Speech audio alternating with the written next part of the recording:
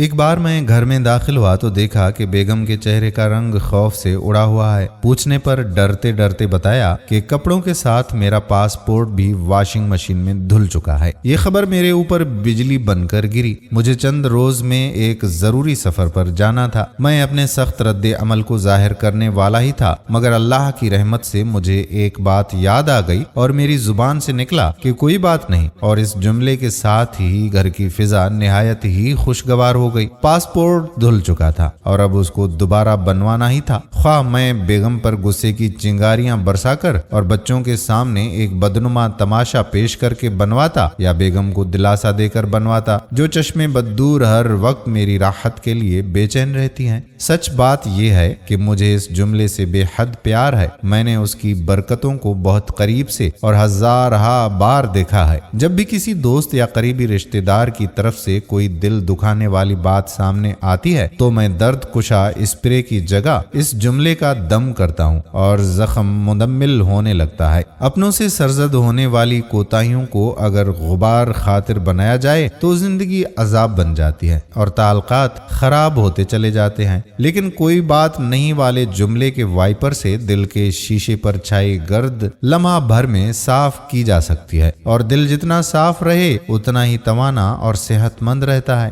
بچوں کی غلطیوں پر تو فوری توجہ بہت ضروری ہے، لیکن ان کی غیر اخلاقی غلطیوں پر کوئی بات نہیں کہہ دینے سے وہ آپ کے دوست بن جاتے ہیں اور باہمی اعتماد مضبوط ہو جاتا ہے۔ بچہ امتحان کی مارک شیٹ لے کر سر جھکائے آپ کے سامنے کھڑا آپ کی پھٹکار سننے کا منتظر ہو اور آپ مسکراتے ہوئے سر پر ہاتھ پھیر کر فرمائیں کوئی بات نہیں، اگلی بار اور محنت کرنا، چلو آج کہیں گھومنے چلتے ہیں، تو آپ اندازہ نہیں کر سکتے کہ بچے کے سر سے کتنا بھاری بوجھ اتر جاتا ہے اور ایک نیا حوصلہ کس طرح اس کے اندر جنم لیتا ہے۔ میں نے اپنے بچوں کو کچھ دعائیں بھی یاد کرائی ہیں، ساتھ ہی اس جملے کو بار بار سننے اور روانی کے ساتھ ادا کرنے کی مشق بھی کرائی ہے۔ میرا بار بار کا تلخ تجربہ یہ بھی ہے کہ کبھی یہ جملہ بر وقت زبان پر نہیں آتا اور اس ایک لمحے کی غفلت کا خمیازہ بہت عرصے تک بھگتنا پڑتا ہے۔ طبیعت بدمزہ ہو جاتی ہے اور ایک مدت تک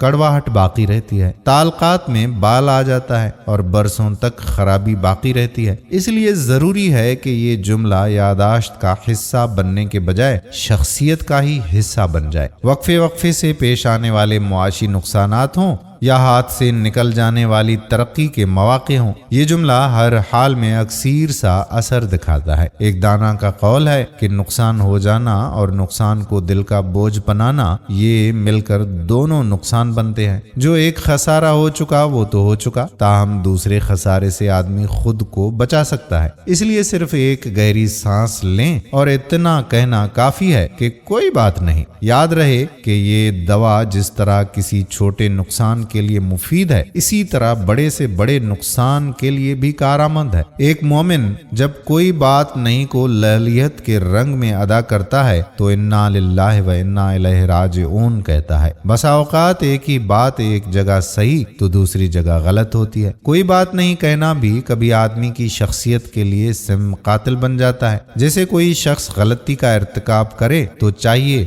کہ اپنی غلطی کے اسباب تلاش کر کے ان سے نجات حاصل کرے، نہ کہ کوئی بات نہیں کہہ کر غلطی پر پرورش کرے۔ خود کو تکلیف پہنچے تو آدمی کوئی بات نہیں کہے تو اچھا ہے، لیکن کوئی کسی کو تکلیف دے اور اپنی زیادتی کو کوئی بات نہیں کہہ کر معمولی اور قابل نظر انداز ٹھہرا لے تو یہ ایک گری ہوئی حرکت ہوگی۔ اسی طرح سے جب کوئی اجتماعی ادارہ مفاد پرستوں کے استحصال اور نااہلوں کی نااہلی کا شکار ہو رہا ہو اور کوئی بات نہیں کہہ کر اصلاح کی ذمہ داری سے چشم پوشی اختیار کر لی جائے تو ایک عیب قرار پائے گا۔ معاشرے میں کسی کے ساتھ ظلم و زیادتی ہو رہی ہو اور لوگ اس جملے سے اپنے ضمیر کی آواز کو دبانے کی کوشش کریں تو یہ انسانیت کے مقام سے گر جانا ہوگا۔ غرض یہ کہ جملہ دل کی دیوار پر آویزاں کرنے کے لائق ہوتا ہے اگر یہ دل کی کشادگی برقرار رکھے، تعلقات کی حفاظت کرے اور دنیاوی نقصان ہونے پر تسلی کا سامان بنے، اور یہی جملہ مکروہ اور قابل نفرت ہو جاتا ہے اگر یہ عزم بندگی، احساس ذمہ داری اور جذبہ خود احتسابی سے غافل ہونے کا سبب بن جائے۔ صدقہ جاریہ کی نیت سے اس ویڈیو کو دوسرے لوگوں تک ضرور پہنچائیے گا۔ آنے والی ویڈیو تک اپنے میزبان قادر بخش کلہوڑو کو اجازت دیجیے۔ اللہ